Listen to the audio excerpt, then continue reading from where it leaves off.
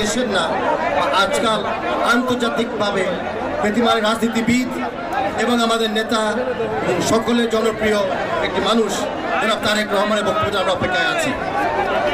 সেই সময় বেশি নয় যে আমাদের অতিথি চলে আসবে আমাদের কাছে। তার আগে আমি আপনাদের মনে করতে চাই, এই যে 15টা বছর আমরা সকলে মিলে সম্মিলিতভাবে ত্যাগ স্বীকার করেছি, কষ্ট পেয়েছি, ধৈর্য ধরেছি। ফাঁসিবাদ একদিন না একদিন দেশ থেকে বিদায় হবে, সেই দিন আমরা দেখেছি।